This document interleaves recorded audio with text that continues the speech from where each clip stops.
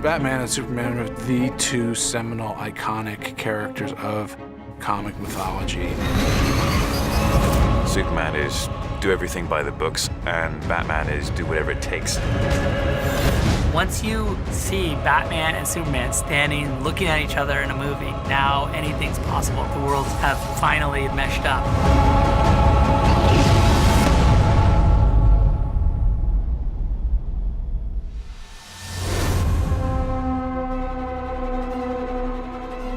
The comic books and the history and the lore, it was really special to watch it come together. We do need these kind of characters. They're the people who bring light, who get rid of the dark. When there's the action figures lying around the house, those are the ones that my kids want to play with. Maybe it's just something on this basic DNA level that makes those the characters that we're most naturally drawn to. It's been 70+ years, right, that these characters have been around. Just kind of a wonderful, childlike excitement to see these heroes come to life on the screen. There's some sort of fantasy fulfillment in getting to watch these superheroes do what we kind of wish we would do inside of our mind. Even though they have these crazy, enormous powers, they still have flaws. They're still trying to overcome things. They're wonderful characters to compare ourselves against.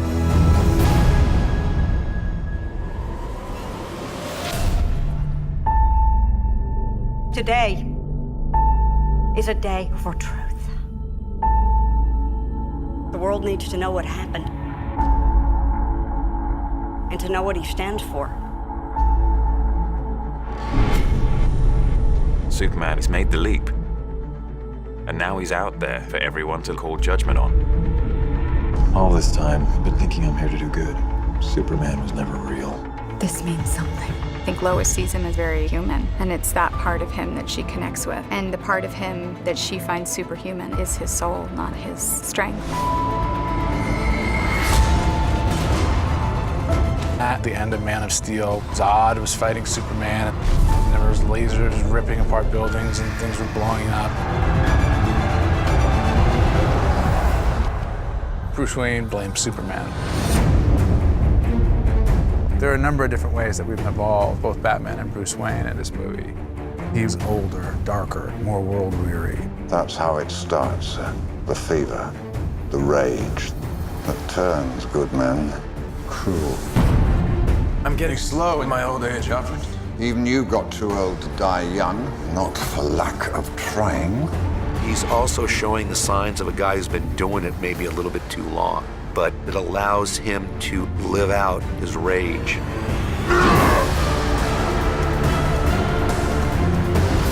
Superman is still trying to do the right thing and do the right thing by everyone and ignore the slings and arrows. But at the same time, try and get a closer connection to humanity. People hate what they don't understand. Be their hero, Clark. Be their angel. I think that Clark experiences a little bit of the brokenheartedness of being a human being. Be anything they need you to be, or be none of it. You don't owe this world a thing. You never did.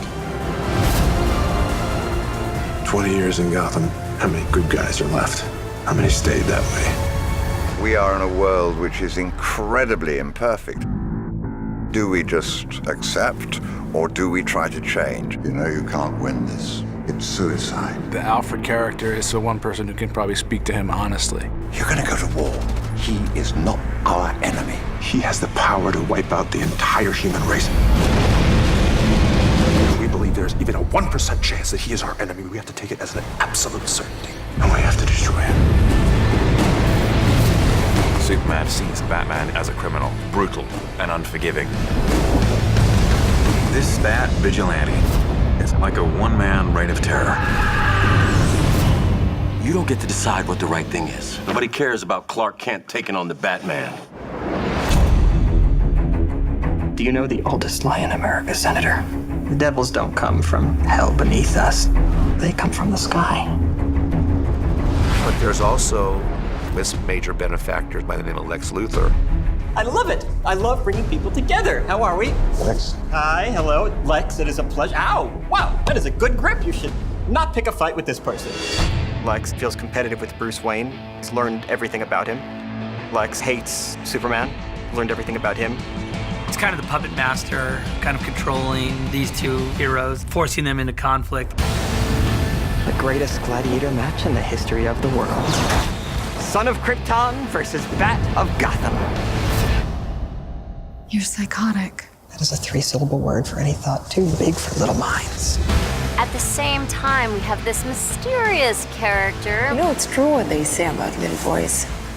Born with no natural inclination to share. We don't know exactly what she wants, what her motivations are. I've known a few women like you. I think they have a lot in common, and there's a lot of tension between the two of them. I don't think you've ever known a woman like me.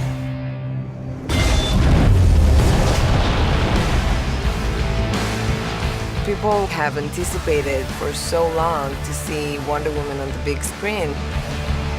I'll never forget the first day Gal came onto the set in her Wonder Woman costume, and it was very emotional. I needed to pinch myself and see if it's true because it's so strong. At the core of every human heart, there is this conflict between the better angels of our nature. Black and blue, God versus man. Stay down! If I wanted it, you'd be dead already. To have those things coming together is incredible.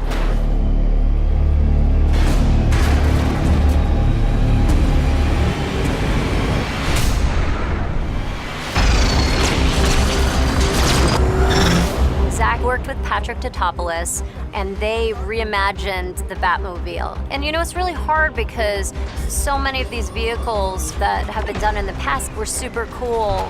How do you top it?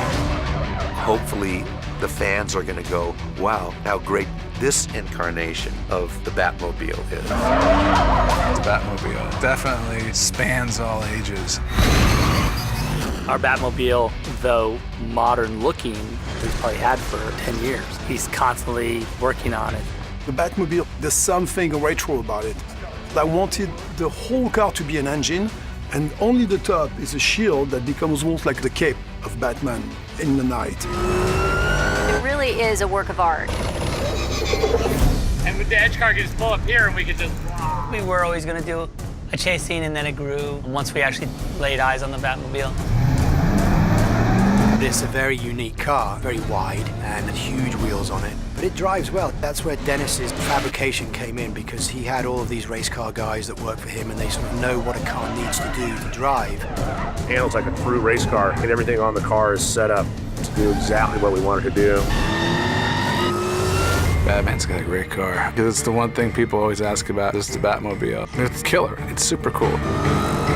Getting the edge car to shoot the action was really fun. It's a camera platform that is basically built on the SUV. You can go super fast and the arm can swing while you're driving.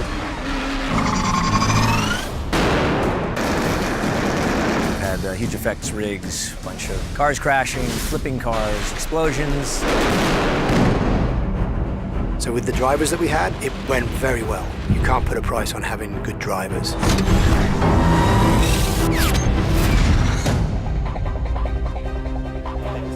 Zach knows all about the minutia of comic books and the history, and it was fun to be around that. Zach's one of the great visual storytelling filmmakers. Also, the lighting's got to be dark. You know, it's like a tunnel. Zach is the kind of director who sees scenes and movies and scripts in a multi-dimensional manner. It's not just one thing he's trying to convey. There's a deeper dimension to this. Nice. The design aesthetic of Zach, where it starts as a background into the comic book world. But beyond that, there is something very grounded about those characters and things we can relate to. Even in Superman, the bigger challenge was to recreate the Zack Snyder Batman. Batman has got high-tech things, but his aesthetic is more badass weapon, tanks. And they designed a Batcave like no other. You know, it's always been a dream of mine as a comic book fan to be in the Batcave for real. We were able to build a lot of it practically, as you can see.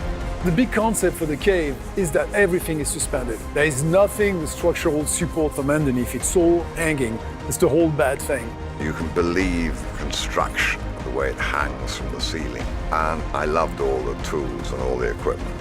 I'm gonna do this.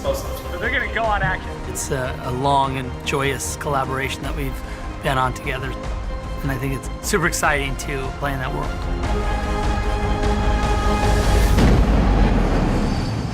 Cut. Very good. Tell me, do you bleed your will? It's time you learn what it means to be a man.